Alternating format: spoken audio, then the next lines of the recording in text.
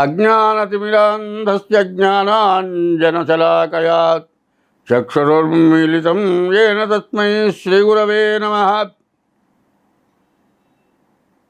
కమనీయ విద్యదా కామధేనుభంగి కామితార్థంబుల కలుగజే జేయు.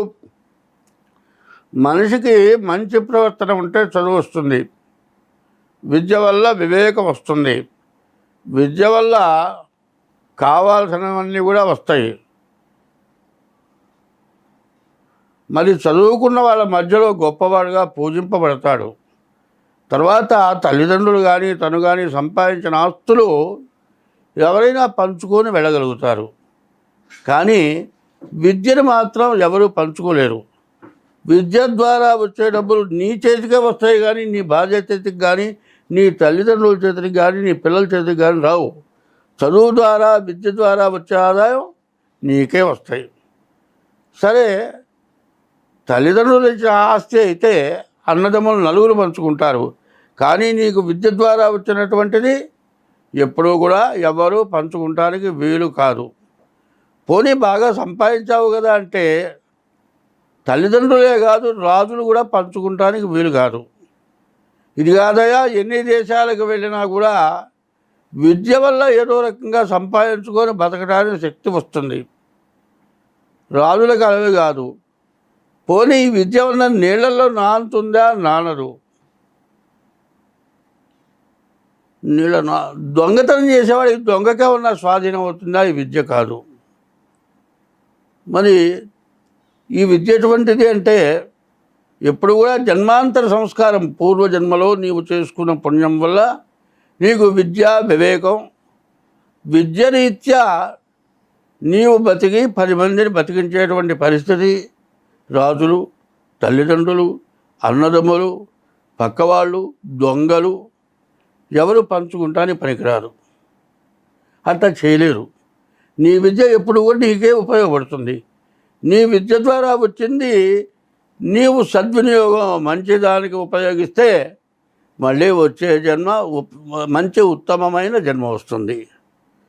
అదే కాదండి, విద్య వల్ల ఎటువంటి మూర్ఖుడికైనా సరే చెప్పి మంచిగా వాళ్ళని నీ వశం చేసుకోగలుగుతావు. నువ్వు మంచి చెబితే వాళ్ళకి మంచి మార్గం చూపించగలిగితే, అయ్యో అరే మనకు తెలియంది చెప్పాడురా, దీనివల్ల మనం బాగుపడ్డాం అని మీ మీద ఎప్పుడు కూడా మంచి విలువ ఉంటుంది.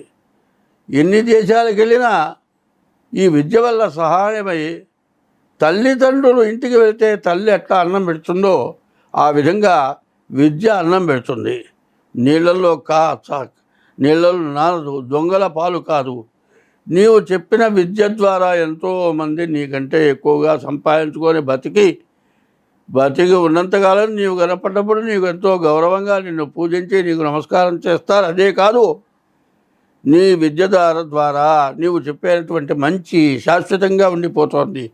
అది ఎట్లా ఉంటుంది అంటే వాడి రామాయణం, భారతం, భాగవతం ఇట్లాంటివి ఉన్నాయి. విదుర నీతను ఉంది, మరి భర్తృహరి సుభాషితాలు ఉన్నాయి, మరి నరసింహ శతకం ఉంది. మనిషి ఎట్లా బతకాలి, ఎట్లా జీవించాలి, దీనివల్ల నీకేమిటి ప్రయోజనం అనేది తెలిసేది విద్య ద్వారానే తెలుస్తుంది. ఎంతోమంది ఎన్నో గ్రంథాలు కొన్ని వేల సంవత్సరాల క్రితం, వందల సంవత్సరాల క్రితం రాశారు. ఇవాళ తెలుగు వస్తేనే ఆ పద్యాలు చదవటానికి నీకు అవకాశం ఉంది. కొన్ని పద్యాలు నేను చెబుతుంటాయా, ఆ పద్యాలు మళ్ళీ చెప్పండి, మేము వింటాం అని అడుగుతున్నారు. ఏమిటయా అంటే, ఒకప్పుడు హిట్లర్ యుద్ధం చేశాడు. ప్రపంచం మొత్తం తందే అనుకున్నాడు. ఎంతో జనాభా చచ్చిపోయినారు. చివరికి ఆయనకి విరక్తి కలిగింది. దీనివల్ల నాకు వచ్చింది ఏమిటి అని ఆలోచించాడు. చివరికి దీనివల్ల వచ్చింది ఏమీ లేదు, కొన్ని లక్షల జనాలని చంపాను, మహాపాపం చేశాను అనేటువంటి ఉద్దేశం హిట్లర్కి కలిగింది. వెళ్ళేటప్పుడు ఆ శవాన్ని తీసుకుని వెళ్తుంటే 2 చేతులు కూడా బయట పెట్టాడు. ఏమిటో అట్లా 2 చేతులు బయట పెట్టారు అంటే, ఇంత చేశాను, నేనేం తీసుకెళ్తాను ఏమీ లేదు, ఒట్టి చేతులతో వెళ్తున్నాను అని చెప్పాడు. దానికోసం హిట్లర్ ఆ విధంగా బయట చేతులు పెట్టాడు.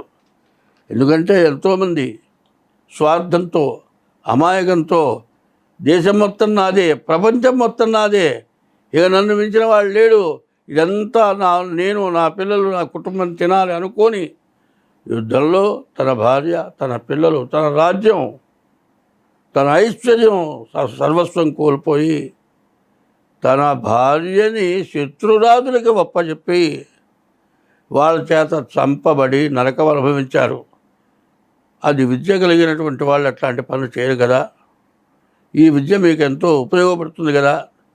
ఈ విద్య కనుకుంటే నీకు ఏ గ్రహాలు నిన్ను బాధించవు, ఏ గ్రహాల వల్ల సమస్య రాదు. ఎవడైనా దుర్మార్గుడికైనా మంచిగా చెప్పి వాళ్ళని మార్చగలిగిన శక్తి సామర్థ్యాలు నీకు వస్తాయి. స్వస్తి. 2025 సంవత్సరం మే నెల. ఈ మే నెల మేషరాశి ఫలితాలు చెప్పుకుందాం. ఈ మేషరాశికి వచ్చేప్పటికల్లా శుక్రుడు ఒకడు బాగున్నాడు, రాహు బాగున్నాడు, ఇక ఏ గ్రహాలు కూడా పూర్తిగా బాగాలేవు. ఈ మేషరాశికి రాహువు శుక్రుడు తప్పితే ఏ గ్రహాలు బాగాలేవు. చెప్పాలంటే ఈ రాశికి ఎటువంటి పరిస్థితుల్లో ఏమీ బాగాలేదు. ఈ రాశి వాళ్ళు ఈ నెలలో చాలా కష్టాలు నష్టాలు పడటానికి బాగా ఎక్కువ అవకాశం కనబడుతోంది. కాబట్టి ఈ రాశి వాళ్ళు జాగ్రత్త వహించాలి. ఈ రాశి వాళ్ళు ముందు డేట్ ఆఫ్ బర్త్ ద్వారా మీ జాతకం చూపించుకోండి. ఈ జాతకం చూపించుకున్న తర్వాత మీరు ఏ పనైనా చేయాలి. అట్లా కాకుండా ఏదో చెప్పాడులే అని మీ ఇష్టం వచ్చినట్లు చేస్తే మీరు ఈ సంవత్సరంలో పూర్తి అప్పుల పాలైపోతారు, నష్టపడతారు.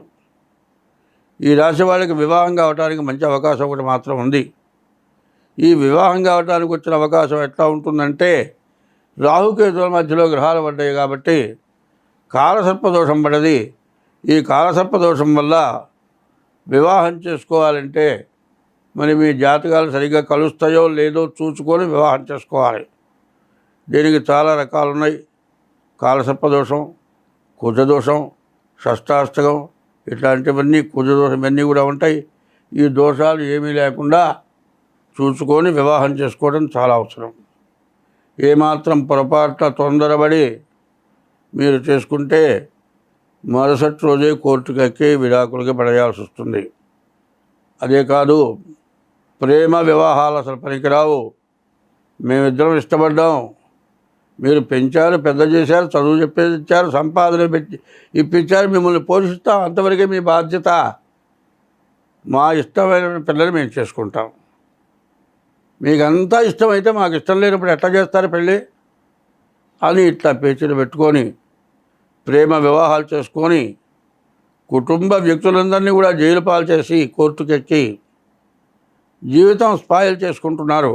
అందువల్ల మీ డేట్ ఆఫ్ బర్త్ ద్వారా మీ జాతకం చూపించుకొని జాగ్రత్తగా వివాహం చేసుకుంటే మంచిది. స్వస్తి.